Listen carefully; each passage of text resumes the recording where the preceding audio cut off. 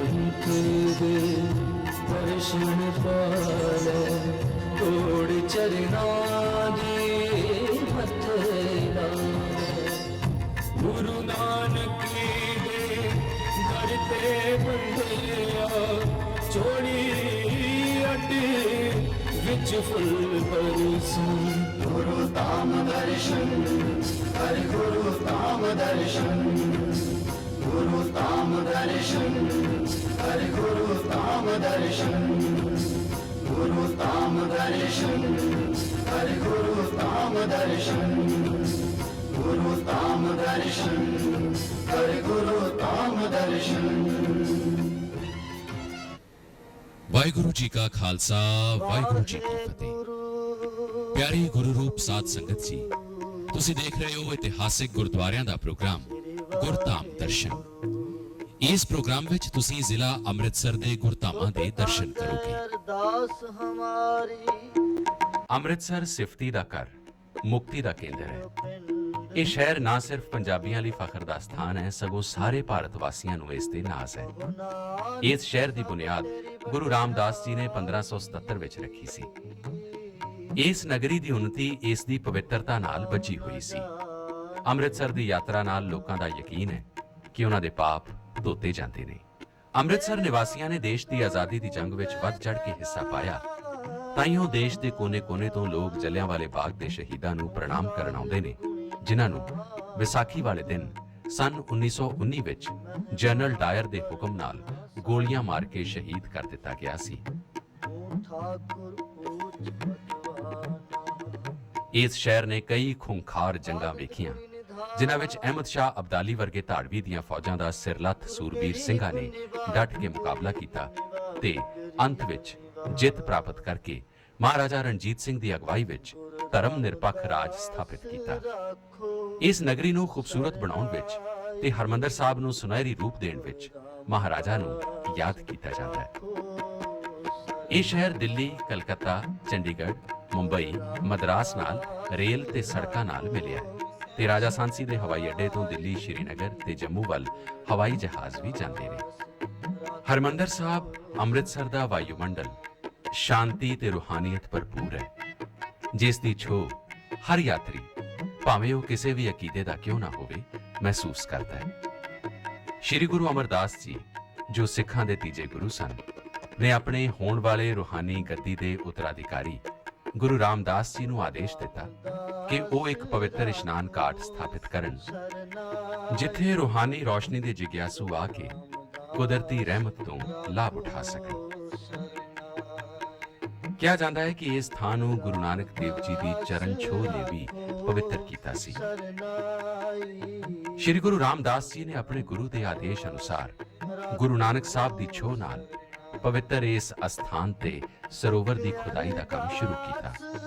ਇਸ ਅਸਥਾਨ ਦਾ ਨਾਮ ਅੰਮ੍ਰਿਤਸਰ ਰੱਖਣ ਤੋਂ ਪਹਿਲਾਂ ਗੁਰੂ ਕਾ ਚੱਕ ਜਾਂ ਰਾਮਦਾਸਪੁਰ ਸੀ। ਇਸ ਪਵਿੱਤਰ ਸਰੋਵਰ ਦੇ ਮੱਧ ਵਿੱਚ ਗੁਰੂ ਅਰਜਨ ਦੇਵ ਜੀ ਨੇ ਇੱਕ ਅਦੁੱਤੀ ਇਮਾਰਤ ਉਸਾਰਨ ਦੀ ਸਕੀਮ ਸੋਚੀ ਤੇ ਹਰਮੰਦਰ ਸਾਹਿਬ ਦੀ ਇਸ ਲਾਸਾਨੀ ਇਮਾਰਤ ਦੀ ਬੁਨਿਆਦ ਲਾਹੌਰ ਦੇ ਮੁਸਲਮਾਨ ਸੂਫੀ ਸੰਤ ਹਜ਼ਰਤ ਮੀਆਂ ਮੀਰ ਕੋਲੋਂ ਰਖਵਾਈ। ਇਸ ਤਰ੍ਹਾਂ ਸ਼੍ਰੀ ਗੁਰੂ ਨਾਨਕ ਸਾਹਿਬ ਵੱਲੋਂ ਸਭ ਧਰਮਾਂ ਦੀ ਸਾਂਝ ਦਾ ਪ੍ਰਗਟਾਵਾ ਕੀਤਾ ਗਿਆ। ਸ਼੍ਰੀ ਗੁਰੂ ਅਰਜਨ ਦੇਵ ਜੀ ਨੇ ਹਰਮੰਦਰ ਸਾਹਿਬ ਦੇ ਚਾਰੇ ਦਰਵਾਜ਼ੇ ਖੁੱਲੇ ਰੱਖੇ ਤੇ ਹਰ ਵਿਅਕਤੀ ਨੂੰ ਪਵਿੱਤਰ ਤੇ ਨਿਰਮਲ ਹਿਰਦੇ ਨਾਲ ਇੱਥੇ ਪਰਮਪਿਤਾ ਪਰਮਾਤਮਾ ਦੀ ਆਰਾਧਨਾ ਦੀ ਖੁੱਲ੍ਹ ਦਿੱਤੀ। ਇਸ ਰੂਹਾਨੀ ਮੰਦਿਰ ਤੱਕ ਪਹੁੰਚਣ ਲਈ ਇੱਕ ਪਾਸੇ ਤੋਂ ਸੰਗੇਮਰਮਰ ਦਾ ਪੁਲ ਬਣ ਗਿਆ, ਜਿਸ ਤੋਂ ਲੰਘ ਕੇ ਯਾਤਰੂ ਦਰਬਾਰ ਸਾਹਿਬ ਤੱਕ ਪਹੁੰਚਦੇ ਨੇ। 1604 ਵਿੱਚ ਗੁਰੂ ਅਰਜਨ ਦੇਵ ਜੀ ਨੇ ਹਰਮੰਦਰ ਸਾਹਿਬ ਵਿੱਚ ਸ਼੍ਰੀ ਗੁਰੂ ਗ੍ਰੰਥ ਸਾਹਿਬ ਦਾ ਪ੍ਰਕਾਸ਼ ਕੀਤਾ ਤੇ ਸ਼ਰਧਾਲੂ ਸਿੰਘ ਬਾਬਾ ਬੁੱਢਾ ਜੀ ਨੂੰ, ਜਿਨ੍ਹਾਂ ਨੇ ਗੁਰੂ ਰਾਮਦਾਸ ਜੀ ਦੇ ਸਮੇਂ ਸਰੋਵਰ ਦੀ ਖੁਦਾਈ ਦੇ ਕੰਮ ਦੀ ਨਿਗਰਾਨੀ ਕੀਤੀ ਸੀ, ਨੂੰ ਹਰਿਮੰਦਰ ਸਾਹਿਬ ਦਾ ਪਹਿਲਾ ਗ੍ਰੰਥੀ ਥਾਪਿਆ। ਉਦੋਂ ਤੋਂ ਹੁਣ ਤੱਕ ਗ੍ਰੰਥੀਆਂ ਦੀ ਅਟੁੱਟ ਲੜੀ ਚੱਲੀ ਆਉਂਦੀ ਹੈ, ਜਿਨ੍ਹਾਂ ਦੀ ਜ਼ਿੰਮੇਵਾਰੀ ਸ਼ਰਧਾਲੂਆਂ ਲਈ ਆਤਮਿਕ ਖੁਰਾਕ ਦਾ ਪ੍ਰਬੰਧ ਕਰਨਾ ਹੈ। ਗੁਰਦੁਆਰੇ ਵਿੱਚ ਕੋਈ ਵੀ ਆ ਸਕਦਾ ਹੈ, ਭਾਵੇਂ ਉਹ ਕਿਸੇ ਵੀ ਮੱਤ ਜਾਂ ਫਿਰਕੇ ਨਾਲ ਸੰਬੰਧਿਤ ਹੋਵੇ। ਗੁਰਦੁਆਰੇ ਵਿੱਚ ਪ੍ਰਵੇਸ਼ ਕਰਨ ਵੇਲੇ ਸਿਰ ਨੂੰ ਢੱਕ ਲਿਆ ਜਾਂਦਾ ਹੈ। ਇਹ ਗੁਰੂ ਗ੍ਰੰਥ ਸਾਹਿਬ ਦੇ ਸਤਿਕਾਰ ਵਜੋਂ ਕੀਤਾ ਜਾਂਦਾ ਹੈ।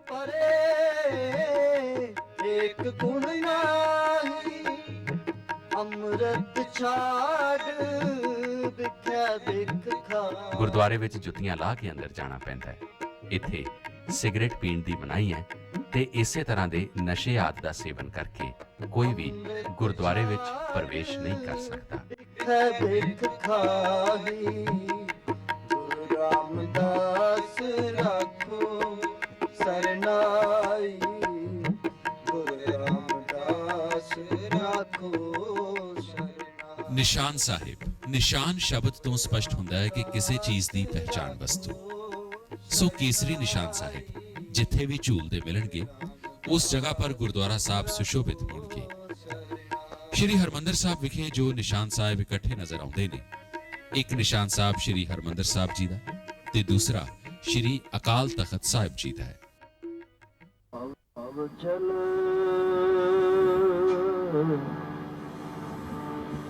ਬਿਨ ਸ਼ਬਦ ਕਿਉਂ ਤਰਿਐ ਭਵ ਜਲ,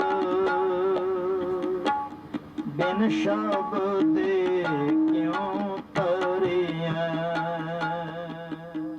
ਪੰਜਾਬ ਦੇ ਇਤਿਹਾਸਿਕ ਗੁਰਦੁਆਰਿਆਂ ਦੀ ਸੇਵਾ ਸੰਭਾਲ ਸ਼੍ਰੋਮਣੀ ਗੁਰਦੁਆਰਾ ਪ੍ਰਬੰਧਕ ਕਮੇਟੀ ਦੇ ਕੋਲ ਹੈ। ਸ਼੍ਰੋਮਣੀ ਗੁਰਦੁਆਰਾ ਪ੍ਰਬੰਧਕ ਕਮੇਟੀ ਨੇ ਸ਼੍ਰੀ ਹਰਮੰਦਰ ਸਾਹਿਬ ਦੇ ਦਰਸ਼ਨ ਕਰਨ ਆਈਆਂ ਸੰਗਤਾਂ ਦੇ ਠਹਿਰਨ ਲਈ ਅਟੈਚ ਬਾਥਰੂਮ, ਨਿਵਾਸ ਸਥਾਨ ਬਣਾਏ ਨੇ ਜਿੱਥੇ ਸੰਗਤਾਂ ਬੜੇ ਆਰਾਮ ਨਾਲ ਰਹਿ ਸਕਦੀਆਂ ਨੇ।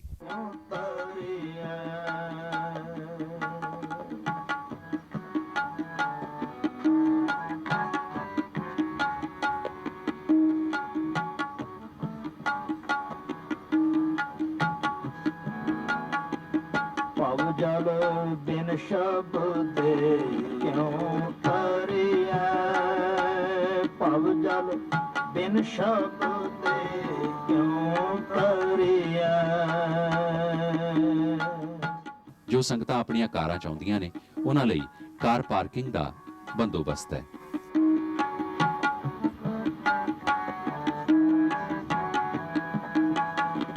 ਭਵ ਜਲ ਬਿਨ ਸ਼ਬਦ ਕਿਉਂ ਤਰਿਐ, ਭਵ ਜਲ ਬਿਨ ਸ਼ਬਦ ਕਿਉਂ ਤਰਿਐ। ਤੇ ਸਮਾਨ ਲੈ ਕੇ ਆਉਣ ਵਾਲੀਆਂ ਸੰਗਤਾਂ ਦੇ ਸਮਾਨ ਦੀ ਰਾਖੀ ਲਈ ਗਠੜੀ ਘਰ ਬਣਾਏ ਗਏ ਨੇ। ਇੱਥੇ ਸੰਗਤਾਂ ਆਪਣਾ ਸਮਾਨ ਜਮ੍ਹਾਂ ਕਰਵਾ ਕੇ ਫਿਰ ਦਰਸ਼ਨਾਂ ਨੂੰ ਜਾ ਸਕਦੀਆਂ ਨੇ।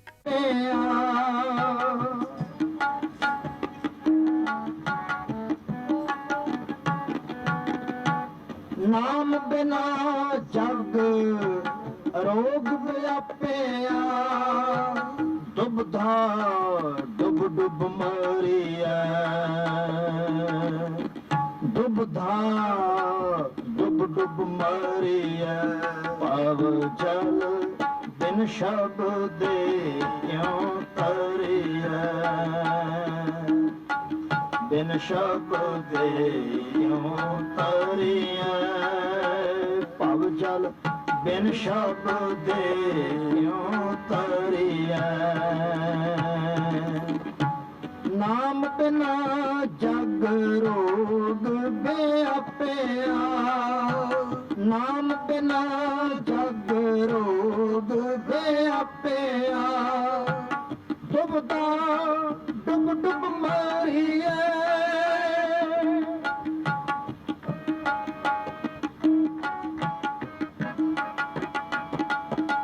ਡੁੱਬਦਾ ਡੁੱਬ ਡੁੱਬ ਮਰਿਐ।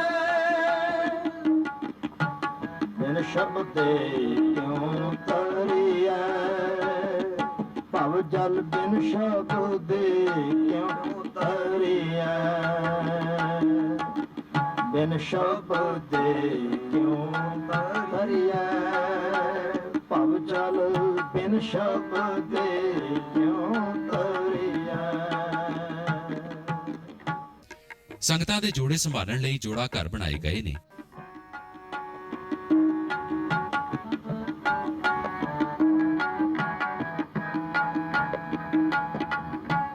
ਗੁਰ ਕੇ ਸ਼ਬਦ ਤਰੇ ਮਨ ਕੇਤੇ।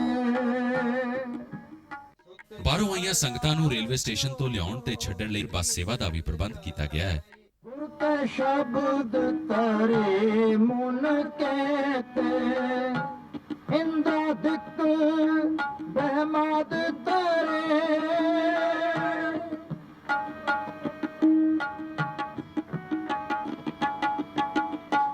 ਗੁਰ ਕੈ ਸ਼ਬਦ ਤਰੇ ਮਨ ਕੇਤੇ। ਕਮੇਟੀ ਵੱਲੋਂ ਗੁਰਮਤਿ ਦੀਆਂ ਕਿਤਾਬਾਂ ਲਈ ਵੀ ਦੁਕਾਨਾਂ ਬਣਾਈਆਂ ਗਈਆਂ ਨੇ, ਜਿੱਥੋਂ ਸੰਗਤਾਂ ਧਾਰਮਿਕ ਕਿਤਾਬਾਂ ਸਸਤੇ ਰੇਟ ਤੇ ਖਰੀਦ ਸਕਦੀਆਂ ਨੇ। ਤਰੇ ਮਨ ਕੇਤੇ ਇੰਦਰਾਦਿਕ ਬਹਿਮਾਦ ਕਰੇ। ਸਨਕ ਸਨੰਦਨ ਤਪਸੀ ਜਨ ਕੇਤੇ।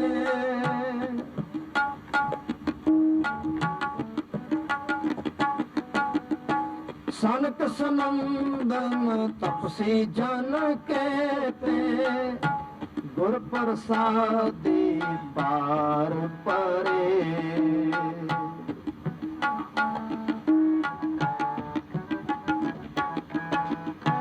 ਗੁਰ ਪ੍ਰਸਾਦੀ ਪਾਰ ਪਰੇ। ਬਿਨ ਸ਼ਬਦ ਕਿਉ ਕਰਿਐ ਭਵ ਜਲ। ਬਿਨ ਸ਼ਬਦ ਕਿਉ ਕਰਿਐ ਭਵ ਜਲ। ਬਿਨ ਸ਼ਬਦ ਕਿਉ ਕਰਿਐ ਭਵ ਜਲ। ਬਿਨ ਸ਼ਬਦ ਕਿਉ ਕਰਿਐ ਭਵ ਜਲ। ਬਿਨ ਸ਼ਬਦ ਕਿਉ ਕਰਿਐ ਭਵ ਜਲ। ਬਿਨ ਸ਼ਬਦ ਕਿਉ ਕਰਿਐ। ਹਰਿਮੰਦਰ ਸਾਹਿਬ ਦੀ ਮਰਿਆਦਾ ਅੰਮ੍ਰਿਤ ਵੇਲੇ 2:30 ਵਜੇ ਸ਼ੁਰੂ ਹੁੰਦੀ ਹੈ, ਜਦੋਂ ਸਿੱਖ ਸੰਗਤਾਂ ਲਈ ਦਰਸ਼ਨੀ ਡਿਉੜੀ ਦੇ ਕਿਵਾੜ ਖੋਲੇ ਜਾਂਦੇ ਨੇ ਤੇ ਸੰਗਤਾਂ ਸਤਨਾਮ ਵਾਹਿਗੁਰੂ ਦਾ ਜਾਪ ਕਰਦੀਆਂ ਹੋਈਆਂ ਦਰਸ਼ਨਾਂ ਲਈ ਅੰਦਰ ਜਾਂਦੀਆਂ ਨੇ।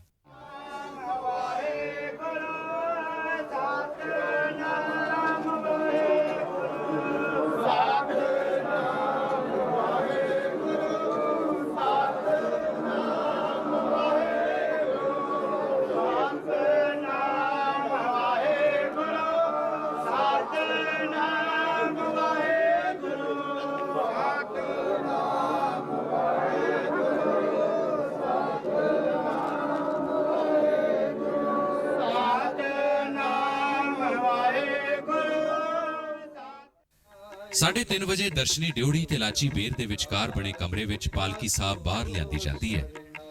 ਸੰਗਤਾਂ ਸਤਨਾਮ ਵਾਹਿਗੁਰੂ ਦਾ ਜਾਪ ਕਰਦੀਆਂ ਹੋਈਆਂ ਪਾਲਕੀ ਨੂੰ ਸਜਾਉਂਦੀਆਂ ਨੇ।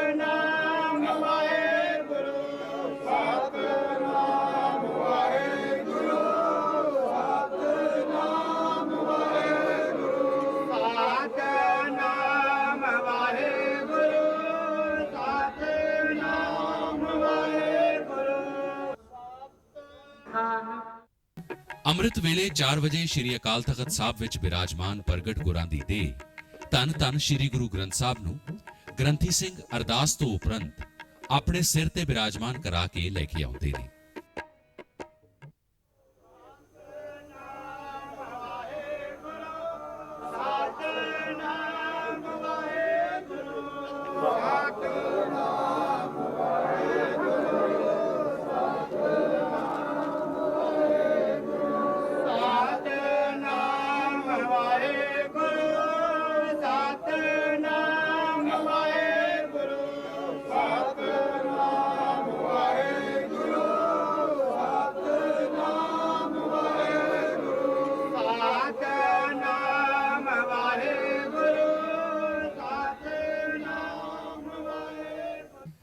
ਗ੍ਰੰਥੀ ਸਿੰਘ ਸ਼੍ਰੀ ਅਕਾਲ ਤਖਤ ਸਾਹਿਬ ਦੇ ਬਾਹਰ ਸਜੀ ਹੋਈ ਪਾਲਕੀ ਵਿੱਚ ਗੁਰੂ ਮਹਾਰਾਜ ਨੂੰ ਬਿਰਾਜਮਾਨ ਕਰਾਉਂਦੇ ਨੇ ਤੇ ਸੰਗਤਾਂ ਸਤਨਾਮ ਵਾਹਿਗੁਰੂ ਦਾ ਜਾਪ ਕਰਦੀਆਂ ਹੋਈਆਂ ਵਾਰੋ-ਵਾਰੀ ਆਪਣਾ ਮੋਢਾ ਲਾਉਂਦੀਆਂ ਹੋਈਆਂ ਪਾਲਕੀ ਸਾਹਿਬ ਨੂੰ ਦਰਸ਼ਨੀ ਡਿਉੜੀ ਰਾਹੀਂ ਲੈ ਕੇ ਜਾਂਦੀਆਂ ਨੇ।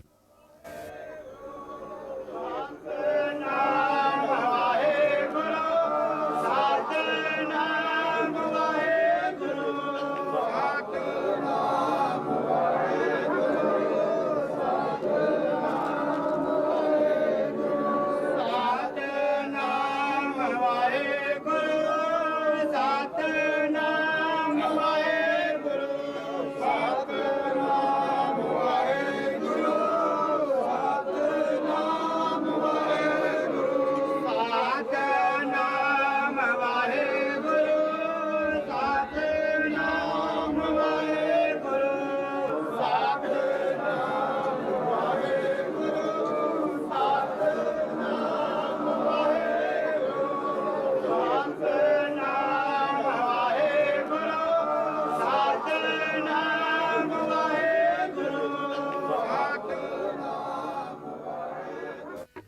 ਪਾਲਕੀ ਦਰਬਾਰ ਸਾਹਿਬ ਦੇ ਮੁੱਖ ਦੁਆਰ ਤੇ ਪਹੁੰਚ ਕੇ ਰੁਕਦੀ ਹੈ ਤੇ ਗ੍ਰੰਥੀ ਸਿੰਘ ਇੱਕ ਵਾਰ ਫੇਰ ਸ੍ਰੀ ਗੁਰੂ ਗ੍ਰੰਥ ਸਾਹਿਬ ਨੂੰ ਆਪਣੇ ਸਿਰ ਤੇ ਬਿਰਾਜਮਾਨ ਕਰਾ ਕੇ ਦਰਬਾਰ ਸਾਹਿਬ ਦੇ ਅੰਦਰ ਲੈ ਕੇ ਜਾਂਦੇ ਨੇ।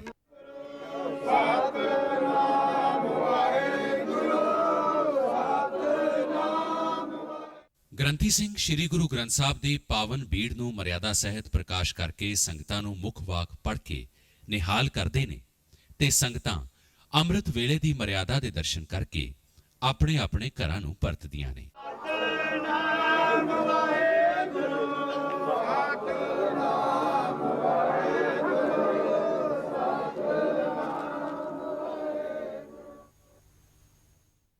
ਹਰਿਮੰਦਰ ਸਾਹਿਬ ਦੀ ਪਰਿਕਰਮਾ ਵਿੱਚ ਹੋਰ ਵੀ ਕਈ ਅਸਥਾਨ ਨੇ ਜਿਨ੍ਹਾਂ ਦੇ ਸੰਗਤਾਂ ਦਰਸ਼ਨ ਕਰਦੀਆਂ ਨੇ। ਜਦੋਂ ਤੁਸੀਂ ਘੰਟਾ ਘਰ ਡਿਉੜੀ ਵਿੱਚ ਪੈਰ ਧੋ ਕਰਕੇ ਲੰਘੋਗੇ ਤਾਂ ਡਿਉੜੀ ਵਿੱਚੋਂ ਪੌੜੀਆਂ ਉੱਪਰ ਜਾਂਦੀਆਂ ਨੇ। ਉੱਥੇ ਮਹਾਰਾਜ ਜੀ ਦੀਆਂ ਤੇ ਸਿੱਖ ਇਤਿਹਾਸ ਦੇ ਮਹਾਨ ਯੋਧਿਆਂ ਸ਼ਹੀਦ ਸਿੰਘਾਂ ਦੀਆਂ ਫੋਟੋ ਤੇ ਸ਼ਸਤਰ, ਹੱਥ ਲਿਖਤ ਪੁਸਤਕਾਂ, ਸਭ ਵਸਤੂਆਂ ਦਾ ਦਰਸ਼ਨ ਕਰ ਸਕਦੇ ਹੋ।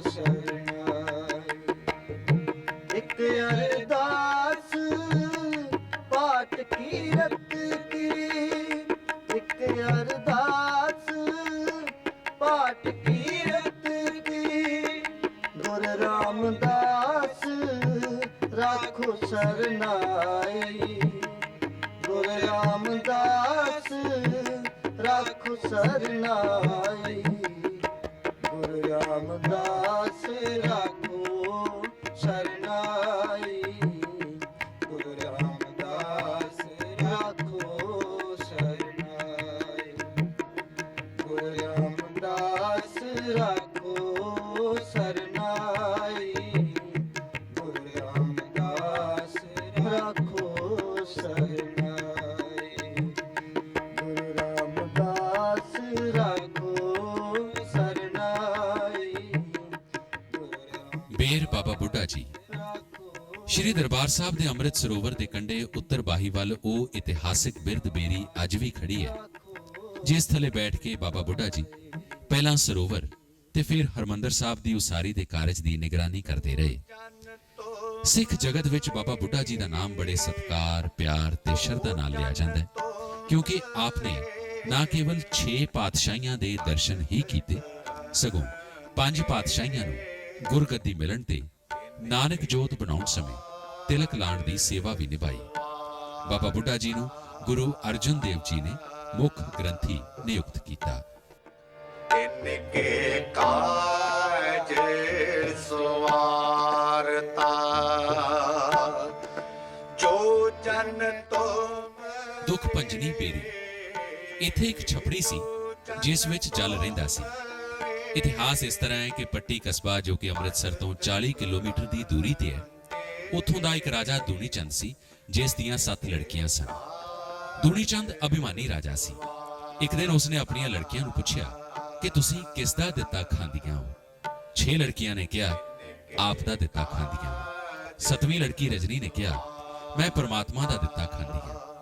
ਰਾਜੇ ਦੂਣੀ ਚੰਦ ਨੇ ਗੁੱਸੇ ਵਿੱਚ ਕਿਹਾ ਤੈਨੂੰ ਪਿੰਗਲੇ ਕੋੜੀ ਨਾਲ ਸ਼ਾਦੀ ਕਰਕੇ ਟੋਰ ਦੇਵਾਂਗਾ, ਵੇਖਾਂਗਾ ਤੂੰ ਕਿੱਥੋਂ ਖਾਨੀ ਹੈ। ਉਸਨੇ ਪਿੰਗਲੇ ਨਾਲ ਸ਼ਾਦੀ ਕਰਕੇ ਤੋਰ ਦਿੱਤਾ। ਬੀਬੀ ਆਪਣੇ ਪਤੀ ਨੂੰ ਟੋਕਰੀ ਵਿੱਚ ਬਿਠਾ ਕੇ ਸਿਰ ਤੇ ਚੁੱਕ ਕੇ ਸਤਨਾਮ ਵਾਹਿਗੁਰੂ ਦਾ ਜਾਪ ਕਰਦੀ ਭੋਜਨ ਦੀ ਤਲਾਸ਼ ਵਿੱਚ ਛਪੜੀ ਕੋਲ ਪਹੁੰਚ ਗਈ। ਟੋਕਰੀ ਰੱਖ ਕੇ ਆਪ ਭੋਜਨ ਲੈਣ ਪਿੰਡ ਵਿੱਚ ਚਲੀ ਗਈ।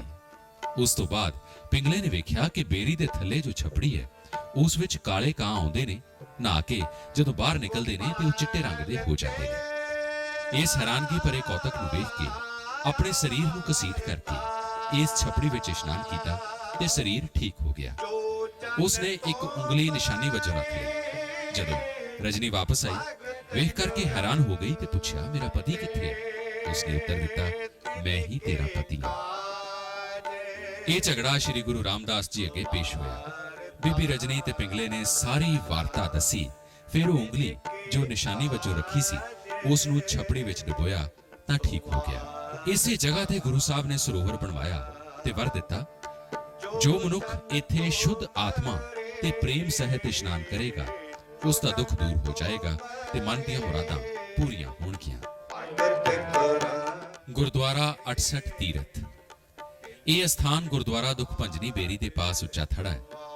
ਇਸ ਜਗ੍ਹਾ ਤੇ ਜਦੋਂ ਸ੍ਰੀ ਗੁਰੂ ਨਾਨਕ ਦੇਵ ਜੀ ਸੁਲਤਾਨਪੁਰ ਲੋਧੀ ਤੋਂ ਚੱਲ ਕਰਕੇ ਤਲਵੰਡੀ ਜਾ ਰਹੇ ਸਨ ਤਾਂ ਇਸ ਥੜੇ ਤੇ ਬੈਠ ਕੇ ਸੰਗਤਾਂ ਨੂੰ ਦਰਸ਼ਨ ਦੇ ਕੇ ਨਿਹਾਲ ਕੀਤਾ ਸੀ। ਸੰਗਤਾਂ ਨੇ ਬੇਨਤੀ ਕੀਤੀ ਕਿ ਮਹਾਰਾਜ, ਇਸ ਜਗ੍ਹਾ ਤੇ ਬਹੁਤ ਜ਼ਿਆਦਾ ਜੰਗਲ ਨੇ, ਅਸੀਂ ਚਾਹੁੰਦੇ ਹਾਂ ਕਿ ਇਹ ਜਗ੍ਹਾ ਆਬਾਦ ਹੋ ਜਾਵੇ। ਇਸ ਤੇ ਗੁਰੂ ਨਾਨਕ ਦੇਵ ਜੀ ਨੇ ਕਿਹਾ ਕਿ ਅਸੀਂ ਚੌਥੇ ਜਾਮੇ ਵਿੱਚ ਆਵਾਂਗੇ ਤਾਂ ਉਦੋਂ ਇਸ ਜਗ੍ਹਾ ਤੇ ਵਸੋਂ ਹੋਏਗੀ। ਇਹ ਦੁਨੀਆ ਵਿੱਚ ਇੱਕ ਅਸਚਰਜ ਬਣੇਗਾ। ਇਸੇ ਜਗ੍ਹਾ ਤੇ ਸਤਯੁਗ ਵਿੱਚ ਸੂਰਜਮਲ ਰਾਜੇ ਨੇ ਆਪਣੇ ਪੁੱਤਰ ਦੇ ਸੰਬੰਧ ਵਿੱਚ ਅਸ਼ਵਮੇਧ ਯੱਗ ਕੀਤਾ ਸੀ। ਯੱਗ ਦੇ ਸਮੇਂ ਜੋ ਅੰਮ੍ਰਿਤ ਕੁੰਭ ਰੱਖਿਆ ਸੀ ਉਹ ਇੱਥੇ ਹੀ ਛੱਡ ਕੇ ਚਲੇ ਗਏ ਸਨ। ਇਸ ਜਗ੍ਹਾ ਤੇ ਅਮਰਦਾਸ ਜੀ, ਗੁਰੂ ਰਾਮਦਾਸ ਜੀ ਤੇ ਗੁਰੂ ਅਰਜਨ ਦੇਵ ਜੀ ਮਹਾਰਾਜ ਨੇ ਬੈਠ ਕੇ ਸਰੋਵਰ ਦੀ ਸੇਵਾ ਕਰਵਾਈ ਸੀ ਤੇ ਸੰਗਤਾਂ ਨੂੰ ਦਰਸ਼ਨ ਦੇ ਕੇ ਨਿਹਾਲ ਕਰਿਆ ਕਰਦੇ ਸਨ। ਵਜ਼ੀਰ ਖਾਨ ਨੂੰ ਜਲੂੰਧਰ ਦੀ ਬਿਮਾਰੀ ਹੋ ਗਈ ਸੀ। ਉਸ ਦੀ ਬੇਨਤੀ ਸੁਣ ਕਰਕੇ ਸ੍ਰੀ ਗੁਰੂ ਅਰਜਨ ਦੇਵ ਜੀ ਨੇ ਬਾਬਾ ਬੁੱਢਾ ਜੀ ਪਾਸੋਂ ਗਾਰੇ ਦੀ ਟੋਕਰੀ ਮੰਗਵਾਈ। ਜਦੋਂ ਬਾਬਾ ਬੁੱਢਾ ਜੀ ਗਾਰੇ ਦੀ ਟੋਕਰੀ ਲੈ ਕੇ ਲੰਘ ਰਹੇ ਸਨ ਤਾਂ ਉਹ ਟੋਕਰੀ ਵਜ਼ੀਰ ਖਾਨ ਦੇ ਢਿੱਡ ਤੇ ਡਿੱਗ ਪਈ। ਟੋਕਰੀ ਡਿੱਗਣ ਦੀ ਦੇਰ ਸੀ ਕਿ ਵਜ਼ੀਰ ਖਾਨ ਦੇ ਢਿੱਡ ਦਾ ਪਾਣੀ ਬਾਹਰ ਨਿਕਲ ਗਿਆ ਤੇ ਵਜ਼ੀਰ ਖਾਨ ਰਾਜ਼ੀ ਹੋ ਗਿਆ।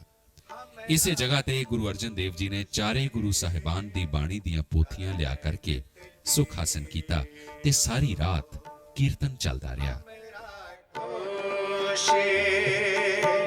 ਕਰੇ ਨਿਤ ਜੀਓ ਜੋ ਜਨ ਤੋ ਲੰਗਰ ਹਾਲ ਦੇ ਪਿਛਲੇ ਪਾਸੇ ਬੁੰਗਾ ਰਾਮਗੜੀਆ ਹੈ। ਇਸ ਨੂੰ ਮਹਾਰਾਜਾ ਜੱਸਾ ਸਿੰਘ ਰਾਮਗੜੀਆ ਨੇ ਬਣਵਾਇਆ ਸੀ। ਕਹਿੰਦੇ ਨੇ ਸਿੰਘਾਂ ਨੇ ਜਦੋਂ ਦਿੱਲੀ ਫਤਿਹ ਕੀਤੀ ਤਾਂ ਮੁਗਲਾਂ ਦਾ ਜੋ ਦੀਵਾਨੇ ਖਾਸ ਸੀ ਉਸ ਵਿੱਚ ਇਹ ਸਿਲ ਲੱਗੀ ਹੋਈ ਸੀ। ਇਸ ਤੋਂ ਉਹ ਆਪਣੇ ਨਵੇਂ ਬਣੇ ਰਾਜੇ ਦੀ ਤਾਜਪੋਸ਼ੀ ਕਰਦੇ ਸਨ।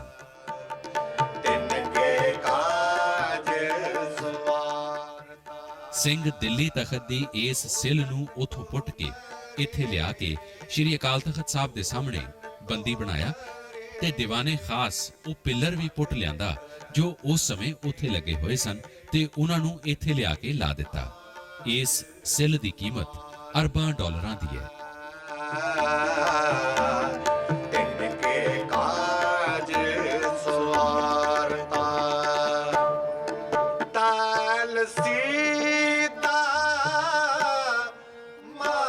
ਗੁਰਦੁਆਰਾ ਮੰਜੀ ਸਾਹਿਬ। ਸ਼੍ਰੀ ਦਰਬਾਰ ਸਾਹਿਬ ਦੇ ਪਵਿੱਤਰ ਸਰੋਵਰ ਦੀ ਪਰਿਕਰਮਾ ਤੋਂ ਬਾਰ-ਬਾਰ ਉਹ ਦੀਵਾਨ ਹਾਲ ਹੈ ਜਿੱਥੇ ਹਜ਼ਾਰਾਂ ਤੇ ਲੱਖਾਂ ਦੀ ਗਿਣਤੀ ਵਿੱਚ ਸੰਗਤਾਂ ਇਕੱਤਰਿਤ ਹੋ ਕੇ ਗੁਰੂ ਗ੍ਰੰਥ ਸਾਹਿਬ ਦਾ ਪਾਠ, ਕੀਰਤਨ ਤੇ ਕਥਾ ਵਿਖਿਆਨ ਸੁਣ ਸਕਦੀਆਂ ਨੇ। ਇਸ ਦੀਵਾਨ ਅਸਥਾਨ ਨੂੰ ਮੰਜੀ ਸਾਹਿਬ ਆਖਦੇ ਨੇ। ਸਾਰੇ ਦਰਬਾਰ ਸਾਹਿਬ ਖੇਤਰ ਵਿੱਚ ਇਸ ਨਾਲੋਂ ਵੱਡਾ ਕੋਈ ਦੀਵਾਨ ਅਸਥਾਨ ਨਹੀਂ ਹੈ। ਗੁਰਦੁਆਰਾ ਬਾਬਾ ਦੀਪ ਸਿੰਘ ਜੀ ਸ਼ਹੀਦ। ਜਦੋਂ ਅਹਿਮਦ ਸ਼ਾਹ ਅਬਦਾਲੀ ਨੇ ਸ੍ਰੀ ਹਰਮੰਦਰ ਸਾਹਿਬ ਦੀ ਪਵਿੱਤਰਤਾ ਭੰਗ ਕੀਤੀ ਤੇ ਅੰਮ੍ਰਿਤ ਸਰੋਵਰ ਨੂੰ ਪੂਰ ਦਿੱਤਾ ਸੀ ਤਾਂ ਕੁਝ ਕੁ ਸਿੰਘਾਂ ਨੇ ਦਮਦਮਾ ਸਾਹਿਬ ਤਲਵੰਡੀ ਜਾ ਕਰਕੇ ਬਾਬਾ ਦੀਪ ਸਿੰਘ ਜੀ ਨੂੰ ਖਬਰ ਦਿੱਤੀ। ਬਾਬਾ ਜੀ ਨੇ ਉਸੇ ਸਮੇਂ ਅਬਦਾਲੀ ਨੂੰ ਸੋਧਣ ਦਾ ਫੈਸਲਾ ਕਰ ਲਿਆ। ਬਾਬਾ ਜੀ ਨੇ ਸ੍ਰੀ ਦਮਦਮਾ ਸਾਹਿਬ ਜੀ ਤੋਂ ਅਰਦਾਸ ਕਰਕੇ ਚਾਲੇ ਪਾਏ ਤੇ ਤਰਨਤਾਰਨ ਸਾਹਿਬ ਜੀ ਤੋਂ ਥੋੜਾ ਅੱਗੇ ਆ ਕੇ ਗੋਲਵੜ ਦੇ ਨਜ਼ਦੀਕ ਲਕੀਰ ਖਿੱਚੀ। ਬਾਬਾ ਜੀ ਨੇ ਅਰਦਾਸ ਕੀਤੀ ਤੇ ਬਚਨ ਕੀਤਾ ਕਿ ਜਿਸ ਸਿੰਘ ਨੇ ਸ੍ਰੀ ਹਰਮੰਦਰ ਸਾਹਿਬ ਜੀ ਨੂੰ ਖਾਲੀ ਕਰਵਾਉਣ ਹਿੱਤ ਕੁਰਬਾਨੀ ਦੇਣੀ ਹੈ ਉਹ ਅੱਗੇ ਆ ਜਾਵੇ। ਸੋ ਬਾਬਾ ਜੀ ਨੇ 250 ਸਿੰਘਾਂ ਦੇ ਨਾਲ ਚਾਲੇ ਪਾਏ। ਅਹਿਮਦ ਸ਼ਾਹ ਅਬਦਾਲੀ ਨੇ ਆਪਣੇ ਪੁੱਤਰ ਜਹਾਨ ਖਾਨ ਨੂੰ 10,000 ਦੀ ਫੌਜ ਦੇ ਕੇ ਮੁਕਾਬਲੇ ਦੇ ਲਈ ਭੇਜ ਦਿੱਤਾ। ਪਿੰਡ ਚੱਬੇ ਦੇ ਕੋਲ ਕਮਸਾਨ ਦਾ ਯੁੱਧ ਹੋਇਆ। ਉੱਥੇ ਦੁਪਾਸੜ ਵਾਰ ਵਿੱਚ ਜਹਾਨ ਖਾਨ ਮਾਰਿਆ ਗਿਆ ਤੇ ਬਾਬਾ ਜੀ ਦਾ ਸੀਸ ਕੱਟਿਆ ਗਿਆ ਤੇ ਬਾਬਾ ਨੌਤ ਸਿੰਘ ਸ਼ਹੀਦ ਹੋ ਗਏ। ਬਾਬਾ ਜੀ ਪਿੰਡ ਚੱਬੇ ਤੋਂ ਸੀਸ ਤਲੀ ਤੇ ਰੱਖ ਕੇ 17 ਸੇਰ ਦਾ ਖੰਡਾ ਖੜਕਾਉਂਦੇ, ਦੁਸ਼ਮਣਾਂ ਦੇ ਆਹੂ ਲਾਉਂਦੇ ਹਰਮੰਦਰ ਸਾਹਿਬ ਦੀ ਪਰਿਕਰਮਾ ਸਮੇਤ ਦੁਖ ਭੰਜਨੀ ਬੇਰੀ ਤੋਂ ਅੱਗੇ ਜਾ ਕੇ ਜਿੱਥੇ ਅੱਜਕੱਲ ਗੁਰਦੁਆਰਾ ਹੈ ਸੀਸ ਰੱਖ ਕੇ ਅਰਦਾਸ ਸੰਪੂਰਨ ਕੀਤੀ ਤੇ ਸੱਚਖੰਡ ਪਧਾਰ ਗਏ। ਉਥੋਂ ਬਾਬਾ ਜੀ ਦਾ ਸਰੀਰ ਲਿਆ ਕਰਕੇ ਚਾਟੀਵਿੰਡ ਦਰਵਾਜ਼ੇ ਗੁਰਦੁਆਰਾ ਰਾਮਸਰ ਦੇ ਪਾਸ ਸੰਸਕਾਰ ਕੀਤਾ ਜੋ ਸ਼ਹੀਦਗੰਜ ਬਾਬਾ ਦੀਪ ਸਿੰਘ ਹੋਰਾਂ ਦੇ ਨਾਮ ਤੇ ਸੁਸ਼ੋਭਿਤ ਹੈ। ਗੁਰਦੁਆਰਾ ਇਲਾਚੀ ਬੇਰ। ਇਸੇ ਜਗ੍ਹਾ ਤੇ ਸ੍ਰੀ ਗੁਰੂ ਅਰਜਨ ਦੇਵ ਜੀ ਨੇ ਭਾਈ ਸਾਲੋ ਜੀ ਦੀ ਨਿਗਰਾਨੀ ਹੇਠ ਪਵਿੱਤਰ ਸਰੋਵਰ ਦੀ ਸੇਵਾ ਸੰਗਤਾਂ ਪਾਸੋਂ ਕਰਵਾਉਣ ਹਿੱਤ ਜ਼ਿੰਮੇਵਾਰੀ ਲਈ ਸੀ। ਮੁਗਲ ਸਰਕਾਰ ਵਿੱਚ ਮੱਸਾ ਰੰਗੜ ਇਸ ਇਲਾਕੇ ਦਾ ਚੌਧਰੀ ਸੀ। ਉਸ ਨੇ ਹੰਕਾਰ ਵਿੱਚ ਆ ਕੇ ਸ੍ਰੀ ਹਰਮੰਦਰ ਸਾਹਿਬ ਜੀ ਦੀ ਬੇਅਦਬੀ ਕੀਤੀ ਜਿੱਥੇ ਸ੍ਰੀ ਗੁਰੂ ਗ੍ਰੰਥ ਸਾਹਿਬ ਜੀ ਦਾ ਪ੍ਰਕਾਸ਼ ਹੈ, ਪਲੰਗ ਢਾਹ ਕੇ ਸ਼ਰਾਬ ਪੀ ਕੇ ਵੇਸ਼ਵਾਵਾਂ ਨੂੰ ਨਚਾਉਂਦਾ ਰਿਹਾ ਸੀ। ਇਸ ਗੱਲ ਦੀ ਇਤਲਾਹ ਬੀਕਾਨੇਰ ਦੇ ਜੰਗਲਾਂ ਵਿੱਚ ਰਹਿ ਰਹੇ ਸਿੰਘਾਂ ਨੂੰ ਮਿਲੀ। ਉਹਨਾਂ ਵਿੱਚੋਂ ਸੁੱਖਾ ਸਿੰਘ ਤੇ ਮਹਿਤਾਬ ਸਿੰਘ ਜੀ ਨੇ ਘੋੜਿਆਂ ਤੇ ਚੜ੍ਹ ਕੇ ਇੱਥੇ ਆ ਕੇ ਇਸੇ ਇਲਾਚੀ ਬੇਰ ਨਾਲ ਆਪਣੇ ਘੋੜੇ ਬੰਨੇ ਸਨ ਤੇ ਠੀਕਰੀਆਂ ਦੀਆਂ ਭਰੀਆਂ ਥੈਲੀਆਂ ਅੰਦਰ ਲੈ ਗਏ ਤੇ ਜਾਂਦੇ ਸਾਰੀ ਮੱਸੇ ਰੰਗੜ ਦਾ ਸੀਸ ਕੱਟ ਕੇ ਬਰਛੇ ਤੇ ਟੰਗ ਕੇ ਆਪਣੇ ਘੋੜਿਆਂ ਪਾਸ ਆ ਗਏ ਤੇ ਸ਼੍ਰੀ ਅਕਾਲ ਤਖਤ ਸਾਹਿਬ ਦੀ ਬਾਈਵਾਲ ਦੀ ਹੁੰਦੇ ਹੋਏ ਬੀਕਾਨੇਰ ਦੇ ਜੰਗਲਾਂ ਵੱਲ ਨੂੰ ਨਿਕਲ ਗਏ। ਸਰਕਾਰੀ ਕਰਮਚਾਰੀ ਵੇਖਦੇ ਹੀ ਰਹਿ ਗਏ। ਇਸ ਕਰਕੇ ਇਸ ਪਵਿੱਤਰ ਲਾਚੀ ਬੇਰੀ ਨੂੰ ਇਤਿਹਾਸ ਨਾਲ ਸੰਬੰਧਿਤ ਬੇਰੀ ਲਿਖਿਆ ਗਿਆ। ਭਗਤ ਹਰਮੰਦਰ ਸਾਹਿਬ